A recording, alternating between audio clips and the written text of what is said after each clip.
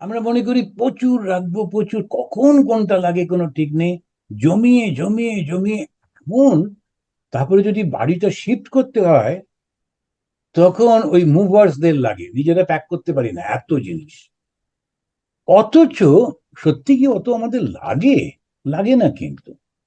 আমার খুব ভালো লেগেছিল, একজন খুব আমাদেরই দেশের একজন সিনেমা আর্টিস্ট, তাকে বলা হলো আপনার প্যান্ডামিকের পর আপনার কি অভিজ্ঞতা। তখন বললো, জানো প্যান্ডামিক আমাকে একটা অদ্ভুত জিনিস শিখিয়েছে। বলে, কি শিখিয়েছে?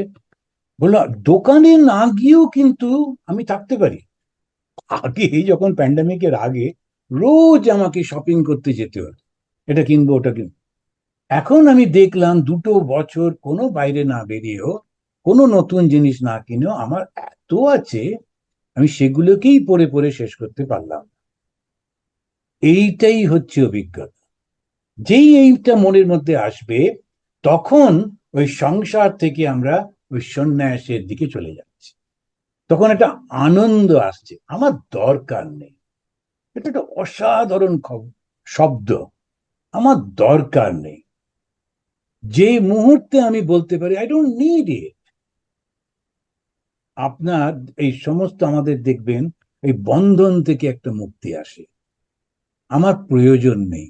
কে আমাকে হাততালি দিল, আমি একটা গান করলাম, করবার পর কজন হাততালি দিল তাই জন্য ঘুরে ঘুরে ঘুরে বারবার খবর নিয়ে বেড়াচ্ছি, আচ্ছা আমার গানটা শুনেছো, তোমার ভালো লেগেছে কিনা।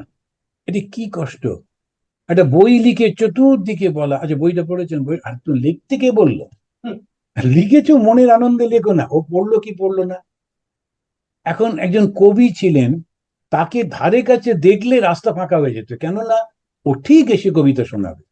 বেশ 4-5 জন দাঁড়িয়ে গল্প গুজব করছিল, হঠাৎ ওই পাড়ার কবি সেও আসছে দেখেই এরা বলে, এবার ওই আসছে রে, চল। ও তাড়াতাড়ি করে সব ঘরে চলে গেল, কেননা ও একটা কবিতা নিশ্চয়ই লিখেছে। আর ওই পকেট থেকে কাগজটা বের করে ও শোনাবে। কি মুশকিল!